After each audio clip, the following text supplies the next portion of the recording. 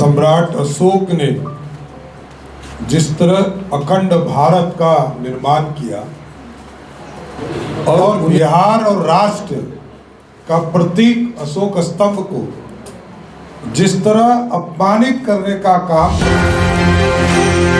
नमस्कार, आप देख रहे हैं इस वक्त एक न्यूज़ 24 और मैं हूं आपके साथ अनन्या सहाय। इस वक्त हम लोग मौजूद है बिहार के उप मुख्यमंत्री सम्राट चौधरी के प्रेस वार्ता में, जिसमें उन्होंने कई तरह की बातों को लोगों के सामने साझा किया है, कई तरह के प्रश्न उठाए हैं और खास करके कश्मीर के मुद्दे पर भी कई तरह की बातें कही है। सबसे पहले हम आपको सुनाते हैं क्या कुछ कहते नजर आ रहे हैं सम्राट चौधरी। आप सभी पत्रकार बंधुओं का हार्दिक अभिनंदन है, स्वागत है।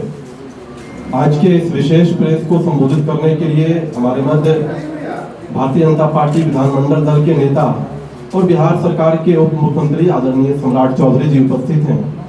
मैं विनम्र निवेदन करता हूं आदरणीय सम्राट चौधरी जी से कि वे आज के इस प्रेस वार्ता को संबोधित करें। जी नमस्कार। आज इस प्रेस कॉन्फ्रेंस में उपस्थित सभी मीडिया के साथीगण, आज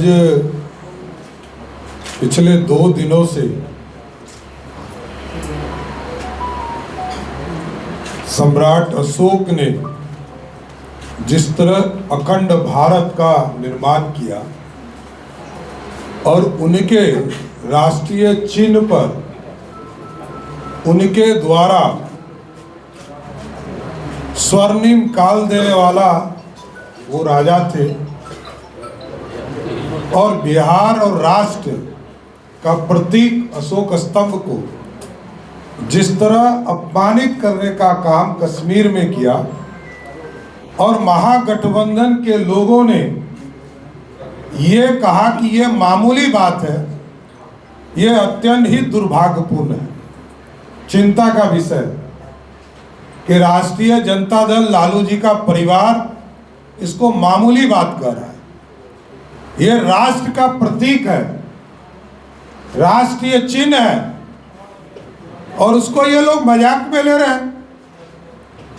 ये बिहार के लिए गौरव की बात है कि हमारा जो बिहार का प्रतीक है, मगध जिसको बिहार कहा जाता है आज, उस मगध को, उस गौरवशाली इतिहास को ये लोग मजाक बनाए हुए हैं। ये अत्यंत ही चिंता का विषय है। इसलिए मैं लालू प्रसाद जी से पूछना चाहता हूं, उनके परिवार से पूछना चाहता हूं कि आप अपनी बातों को हल्के में रखेंगे या इस बिहार के सम्मान के लिए लड़ेंगे। राष्ट्रीय प्रतीक जो भी विरोध करता है इस देश में वो राष्ट्रद्रोही है। राष्ट्रद्रोही पर कार्रवाई का मांग क्या कांग्रेस पार्टी, राष्ट्रीय जनता दल और लेफ्ट के झंडे वाली पार्टियां करेगी क्या? और आप जानते हैं कि कश्मीर में हम लोगों ने महामहिम राज्यपाल जी से बात करके कार्रवाई का निर्देश भी दिलवाया, वहां कार्रवाई भी चल रही है। लेकिन जिस तरह का बयान राष्ट्रीय जनता दल के द्वारा, कांग्रेस पार्टियों के द्वारा दिया जा रहा, यह अत्यंत ही दुर्भाग्यपूर्ण है और चिंता का विषय है। इसलिए साथियों, मैं जरूर आग्रह करूंगा कि सबको भारत के सभ्यता के साथ, संस्कृति के साथ, राष्ट्रीय प्रतीक के साथ जो लोग भी विरोध में हैं उनके खिलाफ राष्ट्र विरोधी कार्य का कानून के तहत कार्रवाई की जाए, उसको जेल के अंदर रखने का काम किया जाए। धन्यवाद। सर, जिस तरीके से एक कांग्रेस के सांसद है तारिक अनवर साहब एक मजदूर के पीठ पे चढ़ के जिस तरह, देखिए राष्ट्र की बात हो रही है, किसी व्यक्ति की तो बात हो नहीं रही है। कांग्रेस पार्टी इसी तरह गोद में ही उठ के चलती है। अभी 4 दिन तक यहाँ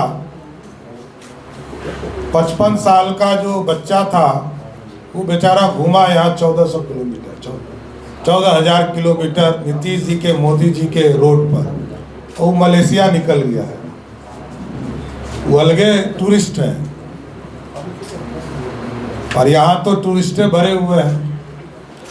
इसलिए राष्ट्र के प्रतीक के जो भी विरोधी हैं सब पे कठोर से कठोर कार्रवाई होनी चाहिए। 10,000 की राशि आप लोग दे रहे हैं आज से, दूसरी तरफ आरजेडी कांग्रेस वाले फॉर्म भरवा रहे हैं, कतारें लगी हुई हैं। जिन लोगों के द्वारा गैर संवैधानिक कार्य किए जाएंगे बिहार की पुलिस कार्रवाई करेगी। आप अपने घोषणा पत्र में लाएं, उससे कोई दिक्कत नहीं, और आज तक तो घोषणा किया ही नहीं। एक प्रमाण दे जिससे ये कहे कि ये हमने घोषणा किया। ये फॉर्म भराने का अधिकार आपको किसने दिया?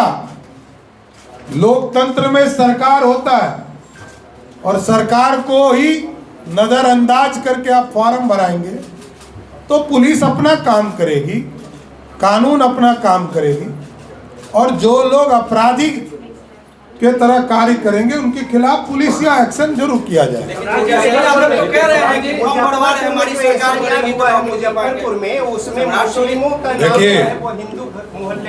देखिए घोषणा पत्र होता है जारी, ऐसे बोलने से कुछ होता है? कब बोले? जनवरी में कौन चुनाव हो रहा था? घोषणा पत्र जारी करना पड़ता है। लालू जी क्या क्या बोलते हैं कौन जानता है भाई। बिहार में सुनते सुनते थक गया। एक हीरोइन का के बारे में कहे थे कि उनके गाल के तरह सड़क बना था क्या? कहे सामाजिक न्याय का नेता है लालू प्रसाद यादव, और सबसे ज्यादा सामाजिक न्याय को लूटने का काम लालू जी ने किया। अराजकता फैला दिया, बिहार में अपराधियों का राज लाया, गुंडागर्दी करवाया। सिर्फ कहने वाले लोग हैं। सामाजिक न्याय का काम एनडीए ही करती है। लालू प्रसाद के परिवार ने कभी घोषणा ही नहीं किया। घोषणा क्या होता है? घोषणा पत्र होता है। दिखाओ कब जारी किया,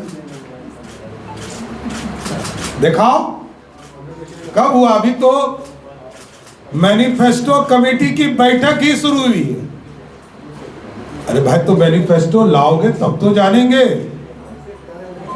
इसलिए ये लोग इस तरह का बयान करते रहेंगे, लेकिन मेरा स्पष्ट मानना है राष्ट्र के हित में भारत बचेगा तब बिहार बचेगा, भारत का प्रतीक बचेगा तब बिहार बचेगा, भारत की अखंडता बचेगी तब बिहार बचेगा। इसलिए जिन लोगों ने भारत के राष्ट्रीय प्रतीक के साथ खिलवाड़ किया है उसके साथ कठोर कार्रवाई किया जाए, ये मांग मैं करता हूं। और कल मैंने देखा लालू जी का एक परिवार ने कहा जगदेव बाबू के हत्यारे को किसी भी कीमत पर नहीं छोड़ेंगे। तो बाबूजी 15 साल राज किए, बताओ क्या कार्रवाई किया। उसी कांग्रेसिया से समर्थन लेकर 15 साल राज किए। अरे भाई आप नए ट्रेनर हो, नया बच्चा हो तो हम लोग क्या करें?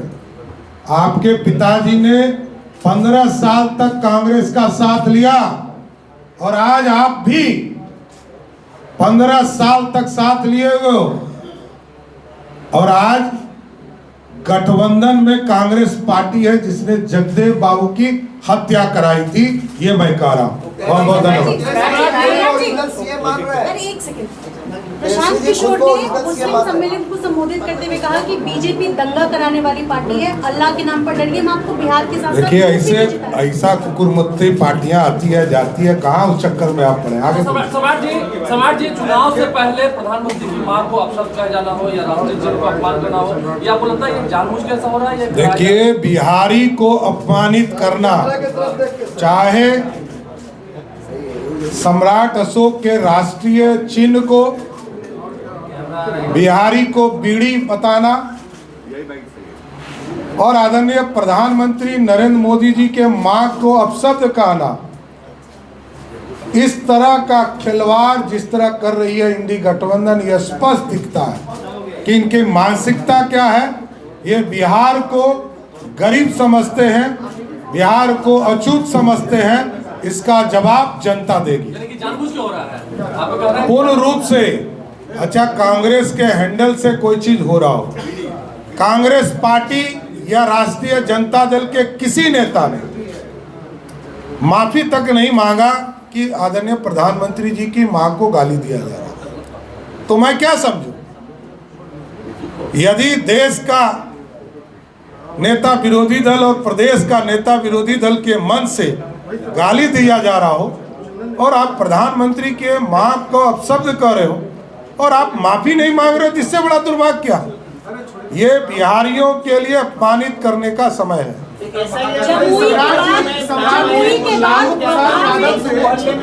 का नाम जो है 100 से ज्यादा इस तरीके से काफी मुजफ्फरपुर में जो नाम आ रहे हैं SIR में, इसको कैसे देखते हैं? एकदम कई जगह हम लोगों ने भी जांच किया, खुद आवेदन दे रहे हैं, हमारी पार्टी भी आवेदन दे रही है। जहां ऐसा पकड़ाता है क्यों नहीं करेंगे? एक से ज्यादा जगह पर नाम किसी का हो उसके खिलाफ कार्रवाई होगा और जो घुसपैठिया होगा उसको भी भगाएंगे।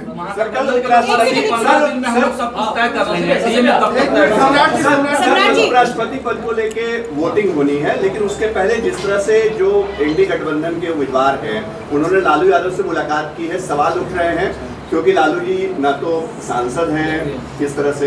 देखिए, पंजीकृत अपराधी, जो व्यक्ति पंजीकृत अपराधी हो और उनके यहाँ उपराष्ट्रपति का कैंडिडेट जाता हो जो कि सुप्रीम कोर्ट के जज रहे हो, तो वही लोकतंत्र शर्मसार हो गया और बचा क्या?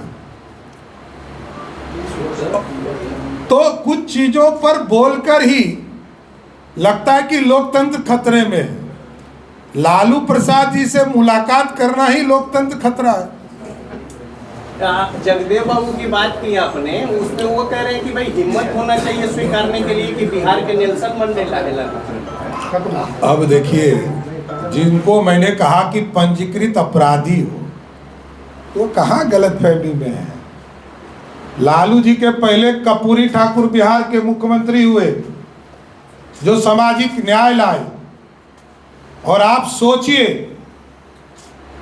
77 के जमाने में जिस व्यक्ति ने आरक्षण देने का काम किया अति पिछड़ा समाज को, सामान्य महिलाओं को, इतना बड़ा योगदान देने वाला व्यक्ति को नेल्सन मंडेला कहते तो हम लोग खुशी से स्वीकार भी करते। भारत रत्न मोदी जी ने दिया, इसलिए दिया। लालू जी को एक ही चीज का अवार्ड मिल सकता है, वो है चोरी का अवार्ड।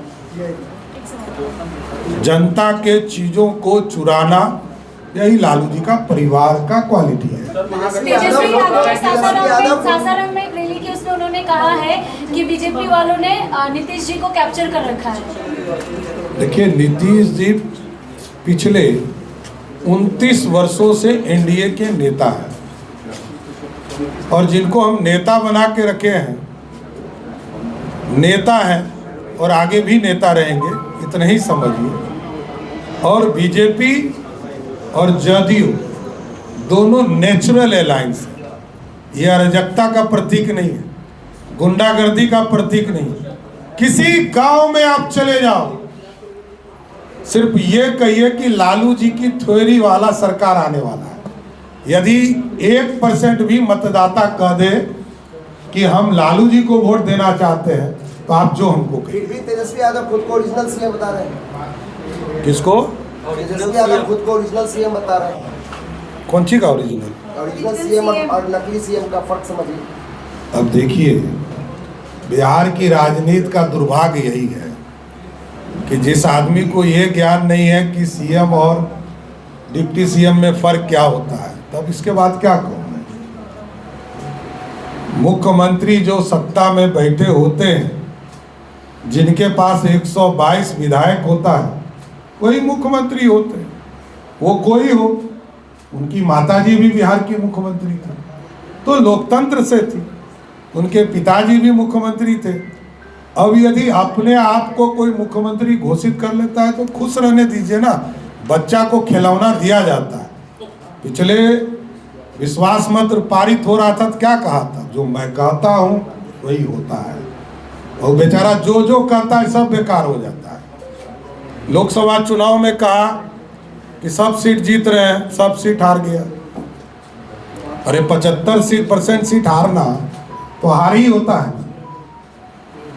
उसके बाद जब जब वो घोषणा करेंगे लालू प्रसाद जी का परिवार अराजकता का प्रतीक है, भ्रष्टाचार का प्रतीक है, लूट का प्रतीक है, इतना स्पष्ट है। तो कर लेना, कौन दिक्कत है, कौन मना कर रहा है। एनडीए तो चुनाव के घोषणा होने दीजिए, सब कुछ आपको दिखाई देगा। धन्यवाद। जमुई के बाद तो जैसा कि आपने सुना, सम्राट चौधरी ने अपनी बातों में साफ कहा है कि जिस तरीके से कश्मीर में अशोक स्तंभ पे प्रहार हुआ है वो पूरी तरह से अपमानजनक है, वो गलत है और इस तरह का कृत्य कभी भी भारत में माफ नहीं किया जाएगा। दूसरी ओर सम्राट चौधरी ने तेजस्वी यादव को भी बच्चा बताया है, खिलौने से खेलने की उम्र के बारे में बताया है।